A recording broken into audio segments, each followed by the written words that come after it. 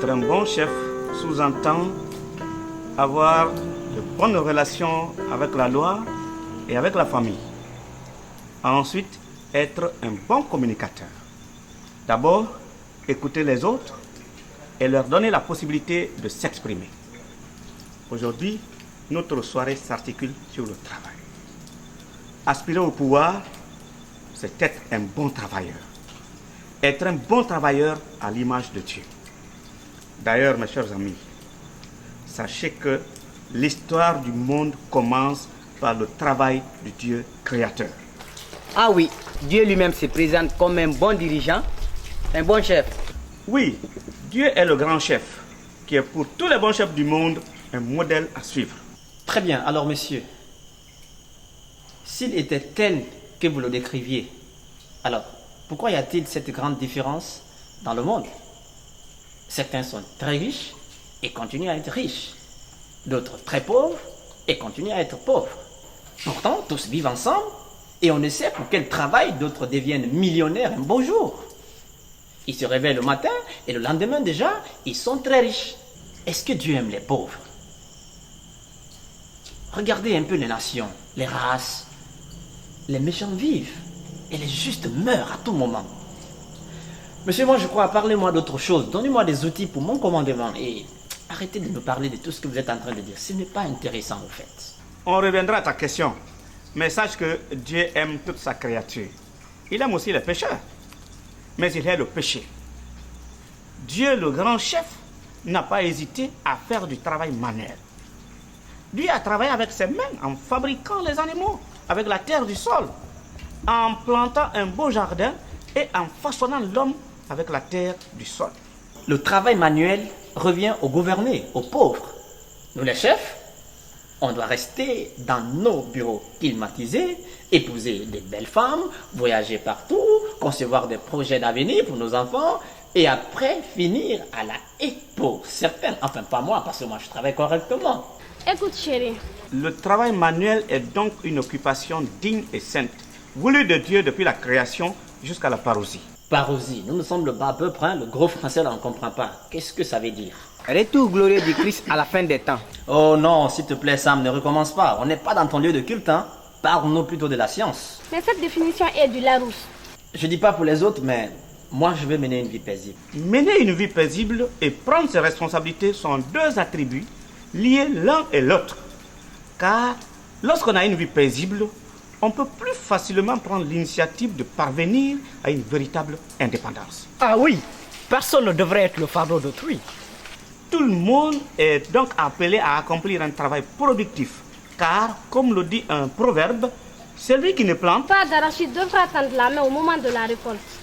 Monsieur, il faut aussi travailler avec méthode et assiduité. Tes suggestions nous prennent assez de temps. Il n'y a rien comme contenu.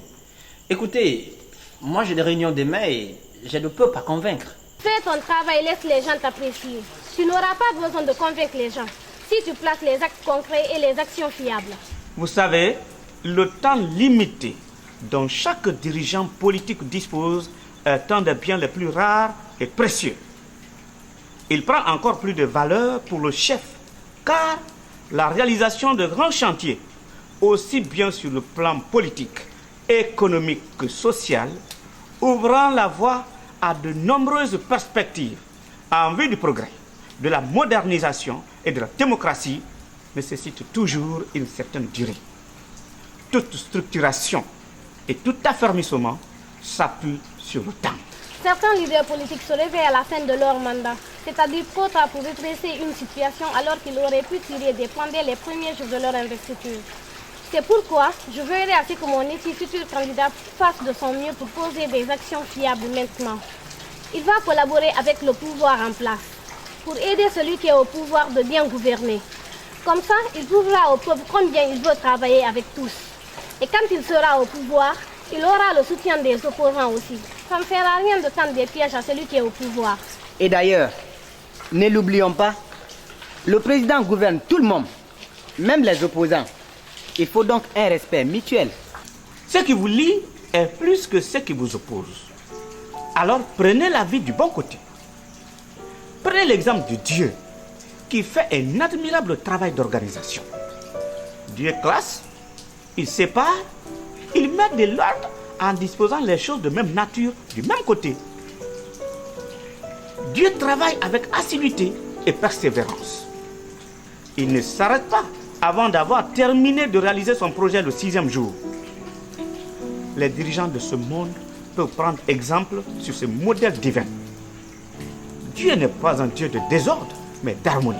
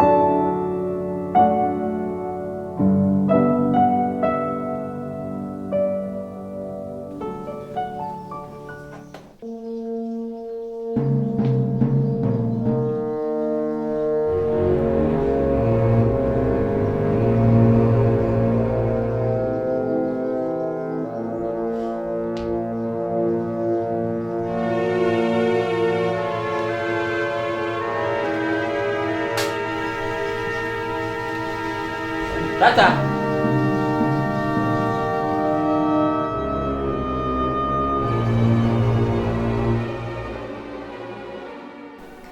Ça, mon garçon, tu peux rester avec nous, on va partager le repas.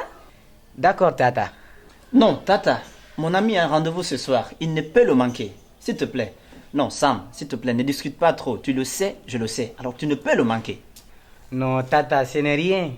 Et tu et moi, nous sommes des amis. Ce soir, on a rendez-vous, on sort tous les deux. Non, pas moi. Ah non, dans ces conditions, nous restons tous les deux. Parce que je ne peux pas refuser cette offre de ma Tata. Pardon? Ta tata? Tu as dit ta tata? Tu te rends compte de ces erreurs? Tu as fouillé tes arrières?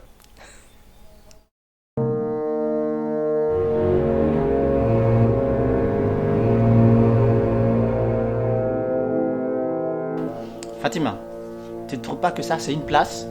Viens t'asseoir ici.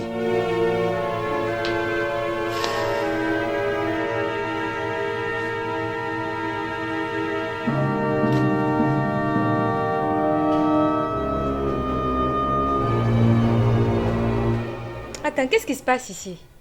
Wara, tu restes manger avec nous. C'est décidé et ça ne se discute pas. Sam, Wara, ça fait 2. L'ami de ton ami, c'est ton ami. Ah oui, la sœur de ton ami, c'est ta sœur. Alors, relax, mon gars. Sam, tu es aussi mon garçon. Tu as le plein droit de veiller sur cette gamine. Ok? Merci de partager le repas avec nous. Tata, réponds maintenant à ma question. Sinon, je n'irai pas à l'école demain. En plus, dans l'exercice de mon mandat, il y a un groupe ethnique qui me pose de sérieux problèmes. Ils m'empêchent de bien travailler et ils incitent les autres à la violence. Ils ne veulent que le leur. Comment faire avec eux? Dois-je continuer dans le silence ou dans l'insolence en leur répondant? Les ignorer ou les massacrer? Franchement, je ne sais pas que faire. C'est quel groupe ethnique? Tata, mais tu n'es plus une petite fille. D'ailleurs, ton premier garçon a 30 ans maintenant. Est-ce que tu as montré à ce groupe qui te pose des problèmes que tu les aimes? Est-ce que tu les considères? Est-ce que tu les prends pour amis ou ennemis? Quoi, Tata? Pourquoi les aimer? Ils ne m'ont même pas voté. Ils me détestent, ils ne m'aiment pas. Bon, ouais, c'est vrai. Je les déteste autant qu'ils me détestent. Quand même un but partout. Ce sont tes illusions qui te ruinent. Le problème vient de toi. Tu dois aimer et travailler avec tous ceux qui t'ont voté ou pas. Tu dois plus t'occuper de ceux qui t'ont pas voté. Tu as besoin d'eux, de les convaincre, de les faire adhérer à ton projet de commandement. Ne l'oublie pas, ma chérie. Ceux qui t'ont pas voté sont aussi tes citoyens. Ils ont le même droit. Alors, tu dois les aimer. Un chef se doit un dos large, ma fille. Tata, ils doivent aussi savoir qu'aucune autorité n'est élue si elle ne vient de Dieu. Alors, tous doivent obéir et respecter le chef et non lui tendre des pièges, afin pour l'affaiblir et le faire échouer. Et d'ailleurs, je vous le dis, hein, un chef, il n'échoue jamais. Son échec, c'est la perte du peuple, puisqu'il aura déjà construit l'avenir de ses arrières. Enfin, il aura déjà bien fait son programme pour lui-même. Alors, mieux vaut l'amener à réaliser tout son projet en saluant toutes ses actions et non à tout moment se laisser aller dans les critiques. Alors, ce qu'on doit faire, c'est de lister des critiques constructives et non des critiques destructives. Je suis chef, c'est pourquoi je le dis. Et c'était quoi la question, ma chérie? Tata, tu dis avoir fait de hautes études, mais tu es nul à mémorisation. Combien de fois tu voudrais que je te repose la même question? Voyons. Tata, modère ton langage, petite fille. Eti, laisse-la. Elle sait pas ce qu'elle fait. C'est ta tata, petite fille. Hey, frère, j'ai le même âge que ta copine. Et mon petit ami sait de quoi moi je suis capable. Ah oui? Ah, non. Quelle ordure. Tata, donne-moi une chance de corriger cette petite gamine. Non. Au revoir, Tata. Et toi, je t'aime. Mais je déteste ta petite amie. Elle est moche. Donc, transmets-lui ma frustration de la voir près de toi. Au revoir. C'est bien fait pour toi. Défends-la encore. Non, Tata, laisse tomber. C'est son âge. Elle finira par comprendre. Laisse-la. C'est son âge. En plus, elle ne sait rien de ce qu'elle fait.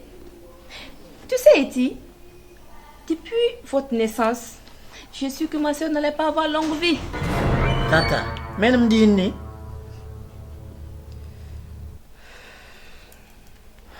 Je sais ce que je fais. Et je sais aussi ce que lui il fait derrière toi quand tu es au travail. Et ici même. Tata, ta fille exagère. Écoutez, je ne peux continuer à écouter cela. C'est bon. Calme-toi. Hé, Fatima, ta question. Comment réaliser son projet de société? Je pose la question pour tous les chefs et aux aspirants du pouvoir. Même si d'autres savent qu'ils n'accompagnent que les autres. Il faut planifier vos grandes actions dès le début de votre mandat et déterminer vos priorités. Détaillez votre projet en objectifs réalisables l'un après l'autre. Mais fixez-vous des plans annuels pour y parvenir. Chaque fin d'année, examinez en détail et contrôlez vos réalisations. C'est ça. Une minute, Sam. Petite fille, dis-moi, qu'est-ce que tu réalises autour de ce mandat? Tu apprends à tes amis à mal parler à tes parents? C'est ça ton projet de société? Ou est-ce que tu vas les apprendre à se mêler des affaires de ton frère? Tu connais la réponse, toi. Je ne reproduis que ce que je te vois faire. Tu es mon modèle par excellence. Et alors, sois fière. Tu as une sœur qui t'imite bien.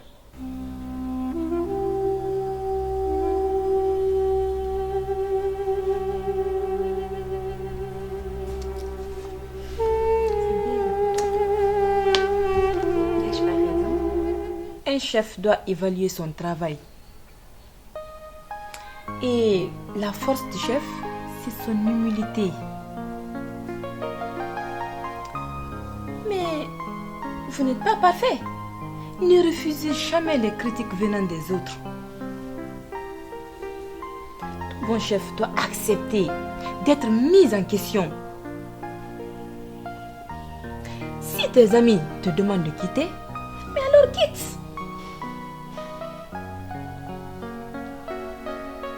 S'ils te font des propositions, alors accepte-les. Ce sont eux qui t'ont élu.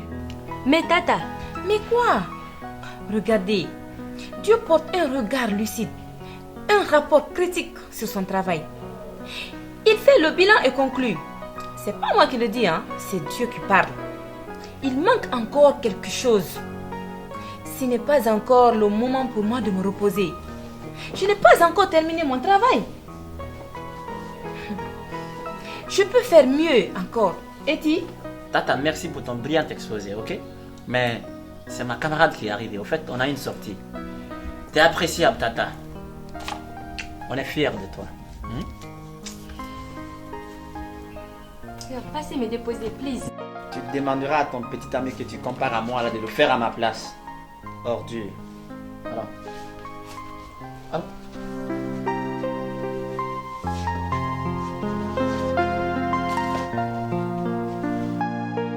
T'inquiète, quand j'aurai ton âge, je vais rouler dans les voitures ou même voler dans les hélicos.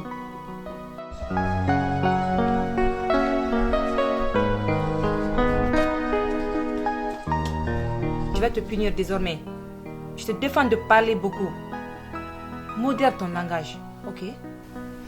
Tata, j'ai ma liberté d'expression. Et puis, c'est la démocratie. Oui, la démocratie, mais adaptée à notre manière, suivant nos mœurs, nos cultures et nos croyances. Alors, plus jamais, ok? Demande au chauffeur de te déposer. Non, me déposer, je ne suis pas un bagage, mais plutôt m'accompagner et rester dans la voiture jusqu'à ce que je finisse. Je t'aime tellement. Tata, quoi qu'il arrive, je t'aime et tu vas me manquer. Je t'aime, mon trésor. Tata, surtout ne trompe pas tonton à son insu. Sois sage. Bye. Elle ne va jamais changer cette gamine. De toute façon, ils sont adorables.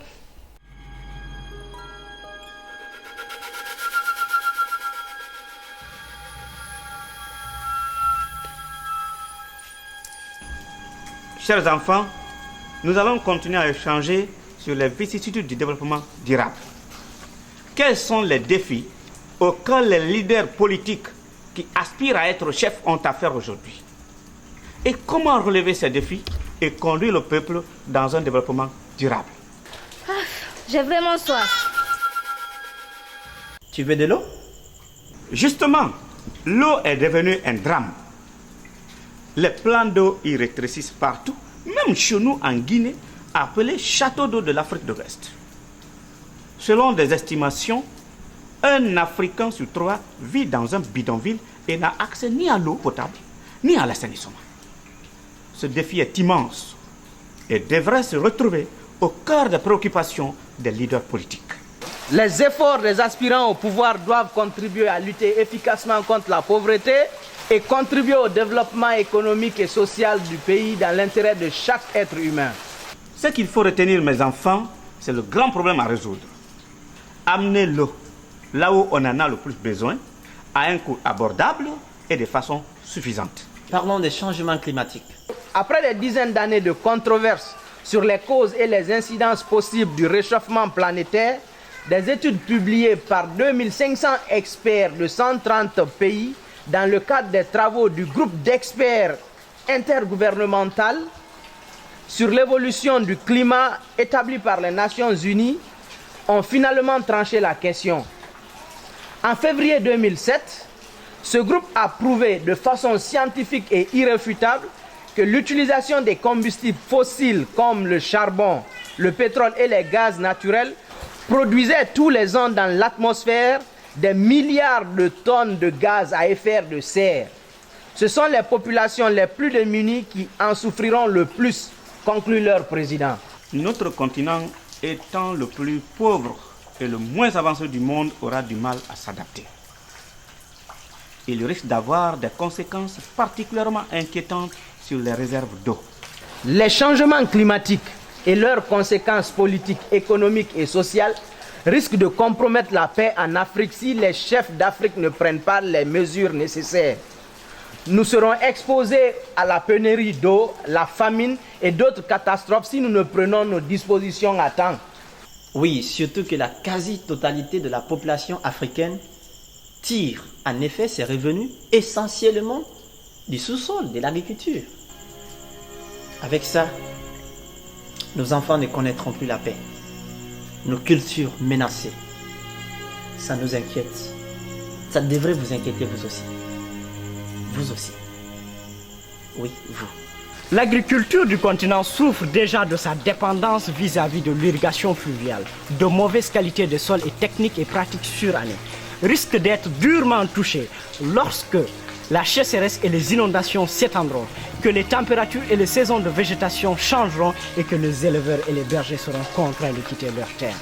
Ce serait là une catastrophe humanitaire et économique pour l'Afrique, où les activités agricoles représentent 70% des emplois et sont souvent le moteur des économies nationales. En étant la source des recettes, par l'exportation des matières premières industrielles et de denrées alimentaires à bas prix. Qui ne connaît pas cette récitation, ces pensées économiques? C'est quelquefois loin de la réalité. Ce sont des suppositions. Tu aspires au pouvoir, mais tu n'as que des idées destructives. Ça, tu veux que moi je convainc des gens avec des pensées ou des idées des personnes qui sont déjà décédées il y a des centaines d'années? Est-ce que nous vivons même la même époque? C'est la question qu'il faut se poser à mon avis. Nous sommes à la soirée de contes, de narration, d'échanges, de conseils, de sages africains, de sages paroles. Alors, les gars, retenez votre souffle. Parlez-nous de la déforestation. Les forêts d'Afrique disparaissent actuellement au rythme de plus de 5 millions d'hectares par an. Étant victimes non seulement d'une exploitation commerciale excessive et non viable, mais aussi des méthodes de défrichage par brûlure. Près de 2/3 de l'énergie produite par le continent provient de bois de chauffage utilisés surtout pour la cuisine et le chauffage. Cela constitue une menace supplémentaire sur des surfaces boisées. Alors, quelles en sont les conséquences? L'affectation à la production agricole de nombreux sols forestiers tropicaux a pour effet de les exposer sans protection à la totalité des précipitations. Autrefois en Guinée, les cultivateurs subsistaient grâce à la culture de la terre. Le riz du pays était présent en abondance presque sur tous les grands marchés du pays. Les différentes récoltes permettaient aux paysans de nourrir les familles. Malheureusement, ce temps est révolu. Les grandes pluies se font rares. Monsieur, comment faire face à ces vicissitudes? Justement, il faut choisir des chefs qui décident d'agir selon le modèle divin. Dans le premier chapitre de Genèse, Dieu se présente comme un dirigeant providentiel, comme quelqu'un qui pourvoit en abondance aux besoins de ceux qu'il dirige. Malgré la corruption du monde introduite par le péché, Dieu ne s'en éloigne pas. Il continue à susciter un esprit de discernement chez son peuple. Et malgré le comportement irresponsable d'Adam et Ève, Dieu ne leur a pas retiré le mandat de cultiver la terre et de se développer. À l'image du bon chef, les leaders africains doivent trouver des solutions aux grands défis que l'Afrique doit relever aujourd'hui. Il est donc urgent d'établir des stratégies destinées à apporter des solutions aux problèmes posés par le changement climatique. Alors, à chacun une question de réflexion. 1. Les ressources naturelles. Ressources humaines, éducation. Mais est-ce que le chef investit dans les programmes d'éducation, la formation des éducateurs, le développement des programmes pédagogiques appropriés, des bâtiments, des équipements adéquats, etc. Ressources humaines, emploi. Quelle action économique le leader politique a-t-il à accomplir avant de s'engager en politique dans son pays? Il faut surtout et nécessairement juger les leaders politiques anciens d'après l'importance des problèmes ou des sujets auxquels ils se sont attaqués. Connaissez-vous un politicien dans votre quartier qui travaille avec méthode, qui a un plan clair pour lui-même et pour ceux qu'il gouverne? Est-ce qu'il persévère dans son travail même lorsqu'il rencontre des difficultés? Enfin, est-ce que le chef de votre quartier procède lui-même à l'évaluation de son travail? Et est-ce qu'il encourage le peuple à le faire également sans complaisance? Mes chers amis, merci beaucoup pour la soirée. On se reprend la prochaine fois. Bonne nuit à tous. Merci à vous. Merci beaucoup. Merci, hein? Merci beaucoup. Voilà.